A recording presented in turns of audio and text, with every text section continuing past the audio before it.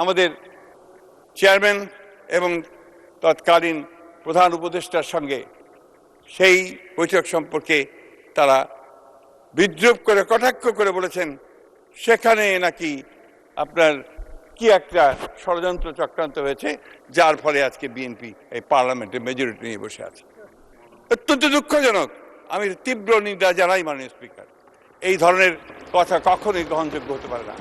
ওই লন্ডন বৈঠক হয়েছিল বলেই মাননীয় স্পিকার আজকে আমরা এখানে সবাই, কারণ ওই লন্ডন বৈঠকেই নির্বাচনের তারিখ ঠিক হয়েছিল। ওই লন্ডনের বৈঠকেই প্রধান উপদেষ্টা রাজি হয়েছিলেন যে দ্রুত ফেব্রুয়ারির মধ্যে তিনি নির্বাচন দেবেন। এটাই হচ্ছে বাস্তবতা মাননীয় স্পিকার। এটাও আমাদেরকে সকলকে স্বীকার করে নিতে হবে। মাননীয় স্পিকার, আমি বয়স্ক মানুষ, আমরা 80-র দশকের 70 দশকের মানুষ। 70 দশক আমরা দেখেছি। আমরা দীর্ঘ সংগ্রাম করেছি, লড়াই করেছি বাংলাদেশের স্বাধিকারের জন্য।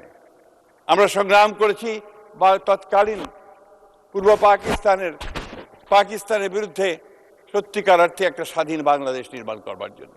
এটা আমরা করেছি।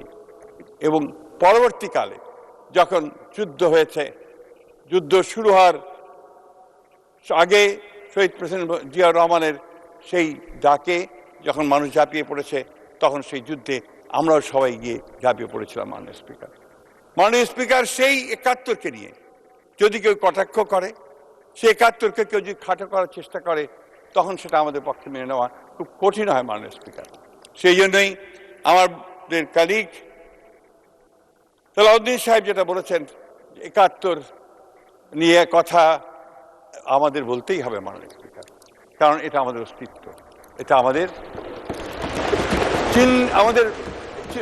আমাদের আইডেন্টিফিকেশন, এটা আমাদের আইডেন্টিটি।